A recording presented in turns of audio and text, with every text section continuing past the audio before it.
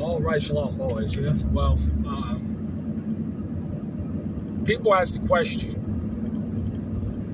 all the time, and you see it, straightway cult, pass it down cult, cult leader, right? And I'll tell you my take on it. But it's masterful how they were able to twist it and to say, well, cult derives from culture and so forth and so on. And that is true. But again, that's the verbal sleight of hand that men are very good at doing in distorting what somebody is attempting to really get at, which is a true cult. What is the characteristics of a cult? How do you identify a cult?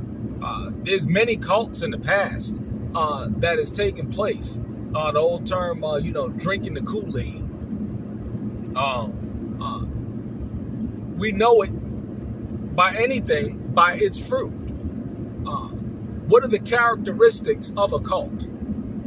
And is Straightway a cult? Personally, I don't believe that Straightway is a cult. And again, I can speak truth.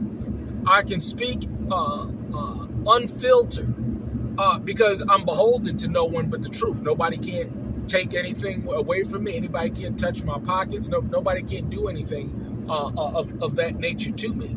So I'm secure. I'm a free man, and I speak free. So I don't have to worry about any kind of backlash whatsoever, because at the end of the day, none of these people put money in my pockets. But is Straightway a cult? No, I don't believe that Straightway is a cult, but I do believe it has a cult following, and I'm going to tell you why. When you have people that exalt a man, and it's just simple idolatry. That's all it is. Going back in Israel, we wanted a king. We didn't want to just serve the Most High. We wanted a king. And he says, all right, you want to get a king? Go on ahead and let's see how that worked. And we see how that worked out for us. And we continuously see how it works out, because a king is not a pastor. A pastor is there to give you knowledge and understanding. That's it. I don't see where pastor is there to give you anything else other than knowledge and wisdom and understanding. And that's what I've been able to effectively use Pastor Dow for, is the wisdom and knowledge and understanding that he puts forth. And this is why I tell brother, know how to get the wisdom and knowledge without putting yourself in any kind of compromising situations. And brethren, do that. And hey, man, it preserves yourself and your family. But the cult-like following that I'm talking about is that when a man is idolatrized, when a man is worshipped, and Pastor Dow know that he's idolatrized, that he's worshipped by these people. He knows this. This is a fact. He knows that these people idolize him. He's an idol in their minds. And we know what the scripture's talking about, idolatry. Is he doing it himself? There's people that hold him up on a pedestal. Do you know all 7 billion people on the face of planet Earth? To name one man, the greatest pastor that's ever lived, or the greatest pastor that walked the face of planet Earth? Sure, is he a great pastor? Of course, I know other great pastors as well. It's not Pastor Joe. I would say Pastor Joe, another great man of Yah. Great pastor, Yah. Teacher Eric Robinson. I have a tremendous amount of respect for that man and his teachings. People think in terms of volume. Look at all these people. And this is why I pointed out yesterday that how many millions of dollars, Creflo Dollar, T.D. Jakes, Benny Hanna, these people have given to homeless and poor people. You know how many testimonies that people can come out and say that this man has changed their lives? You can look it up on the internet yourself. Way more than Pastor Dow. Way more than Pastor Dow. Way more than and so that makes their testimonies false about how they got their lives together and they've cleaned up as a direct result of what these wicked men have done for them. This is just a fact. You can go on the internet and check it yourself. Look at the testimonies of people that talk about. Now, there's negative testimonies and there's positive testimonies. Isn't that a part of the game? Does everybody has negative testimonies and positive testimonies? But we know that these people, like Rufus, Idolatry. You know, he became their idol. And we know what the scriptures again talks about, making a man your idol. Your idol. I mean, it's just sad. But when you got people that are lost, confused, don't have a father figure, come from brokenness, come from poverty, this is what you get. This is the end result of what you get. But one of the things that told me that he had a cult-like following is I was working on the chicken coop, a big chicken coop that Pastor Dow was building and Brother Vernon was building it. And this is how I knew that this was off and that this was a little bit too little spicy. So I'm speaking to Brother Vernon, right?